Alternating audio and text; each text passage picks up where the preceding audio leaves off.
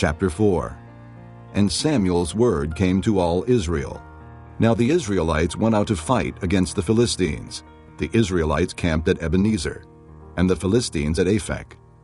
The Philistines deployed their forces to meet Israel, and as the battle spread, Israel was defeated by the Philistines, who killed about 4,000 of them on the battlefield. When the soldiers returned to camp, the elders of Israel asked, "Why did the Lord bring defeat upon us today before the Philistines? Let us bring the ark of the Lord's covenant from Shiloh, so that it may go with us and save us from the hand of our enemies." So the people sent men to Shiloh, and they brought back the ark of the covenant of the Lord Almighty, who is enthroned between the cherubim. And Eli's 2 sons, Hophni and Phinehas, were there with the ark of the covenant of God. When the ark of the Lord's covenant came into the camp, all Israel raised such a great shout that the ground shook. Hearing the uproar, the Philistines asked, "What's all this shouting in the Hebrew camp?"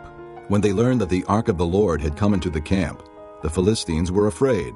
"A god has come into the camp," they said. "We're in trouble. Nothing like this has happened before. Woe to us! Who will deliver us from the hand of these mighty gods? They are the gods who struck the Egyptians with all kinds of plagues in the desert. Be strong, Philistines. Be men, or you will be subject to the Hebrews as they have been to you. Be men and fight." So the Philistines fought, and the Israelites were defeated, and every man fled to his tent. The slaughter was very great. Israel lost 30,000 foot soldiers. The ark of God was captured, and Eli's 2 sons, Hophni and Phinehas, died. That same day, a Benjamite ran from the battle line and went to Shiloh, his clothes torn and dust on his head. When he arrived, there was Eli sitting on his chair by the side of the road, watching, because his heart feared for the ark of God. When the man entered the town and told what had happened, the whole town sent up a cry. Eli heard the outcry and asked, "What is the meaning of this uproar?" The man hurried over to Eli, who was 98 years old and whose eyes were set so that he could not see. He told Eli, "I've just come from the battle line. I fled from it this very day." Eli asked, "What happened, my son?" The man who brought the news replied, "Israel fled before the Philistines, and the army has suffered heavy losses. Also, your 2 sons, Hophni and Phinehas, are dead, and the ark of God has been captured." When he mentioned the ark of God, Eli fell backward off his chair by the side of the gate. His neck was broken, and he died, for he was an old man and heavy. He had led Israel 40 years. His daughter-in-law, the wife of Phinehas, was pregnant and near the time of delivery. When she heard the news that the ark of God had been captured, and that her father-in-law and her husband were dead, she went into labor and gave birth, but was overcome by her labor pains. As she was dying, the women attending her said, "Don't despair. You have given birth to a son." But she did not respond or pay any attention. She named the boy Ichabod, saying, "The glory has departed from Israel," because of the capture of the ark of God and the deaths of her father-in-law and her husband. She said, "The glory has departed from Israel, for the ark of God has been captured." Chapter 5. After the Philistines had captured the ark of God, they took it from Ebenezer to Ashdod. Then they carried the ark into Dagon's temple and set it beside Dagon. When the people of Ashdod rose early the next day, there was Dagon, fallen on his face on the ground before the ark of the Lord.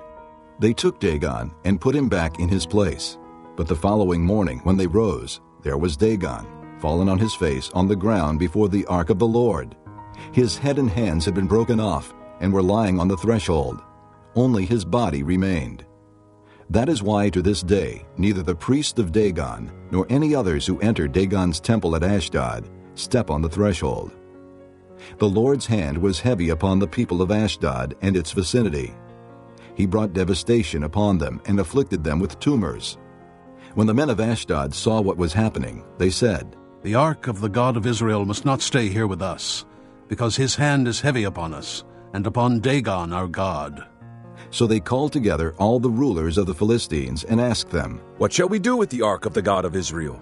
They answered, "Have the ark of the God of Israel moved to Gath." So they moved the ark of the God of Israel. But after they had moved it, the Lord's hand was against that city, throwing it into a great panic. He afflicted the people of the city, both young and old, with an outbreak of tumors. So they sent the ark of God to Ekron. As the ark of God was entering Ekron, the people of Ekron cried out, "They have brought the ark of the God of Israel around to us to kill us and our people." So they called together all the rulers of the Philistines and said, Send the ark of the God of Israel away. Let it go back to its own place, or it will kill us and our people. For death had filled the city with panic. God's hand was very heavy upon it. Those who did not die were afflicted with tumors, and the outcry of the city went up to heaven. Chapter 6. When the ark of the Lord had been in Philistine territory 7 months, the Philistines called for the priests and the diviners and said, "What shall we do with the ark of the Lord?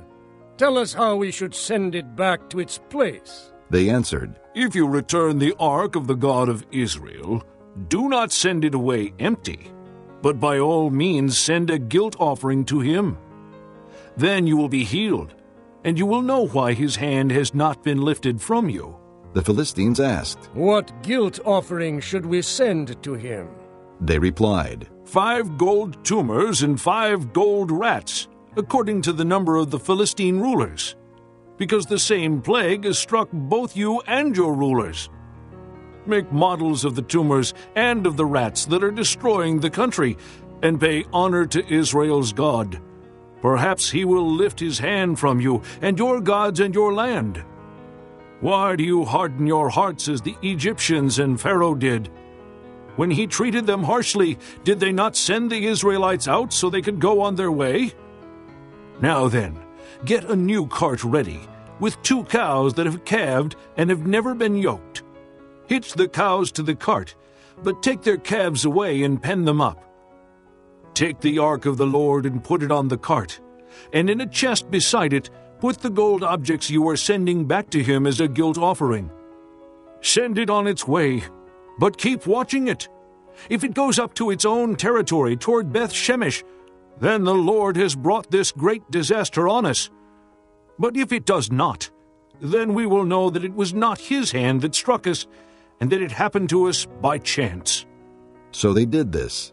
They took 2 such cows and hitched them to the cart, and penned up their calves. They placed the ark of the Lord on the cart, and along with it the chests containing the gold rats and the models of the tumors. Then the cows went straight up toward Beth-Shemesh, keeping on the road and lowing all the way. They did not turn to the right or to the left. The rulers of the Philistines followed them as far as the border of Beth-Shemesh. Now the people of Beth-Shemesh were harvesting their wheat in the valley, and when they looked up and saw the ark, they rejoiced at the sight. The cart came to the field of Joshua of Beth-Shemesh, and there it stopped beside a large rock. The people chopped up the wood of the cart and sacrificed the cows as a burnt offering to the Lord. The Levites took down the ark of the Lord, together with the chest containing the gold objects, and placed them on the large rock. On that day the people of Beth-Shemesh offered burnt offerings and made sacrifices to the Lord. The 5 rulers of the Philistines saw all this, and then returned that same day to Ekron. These are the gold tumors the Philistines sent as a guilt offering to the Lord, 1 each for Ashdod, Gaza, Ashkelon, Gath, and Ekron. And the number of the gold rats was according to the number of Philistine towns belonging to the 5 rulers, the fortified towns with their country villages. The large rock on which they set the ark of the Lord is a witness to this day in the field of Joshua of Beth-Shemesh. But God struck down some of the men of Beth-Shemesh, putting 70 of them to death, because they had looked into the ark of the Lord. The people mourned because of the heavy blow the Lord had dealt them. And the men of Beth-Shemesh asked, Who can stand in the presence of the Lord, this holy God? To whom will the ark go up from here? Then they sent messengers to the people of Kiriath-Jearim, saying, The Philistines have returned the ark of the Lord. Come down and take it up to your place.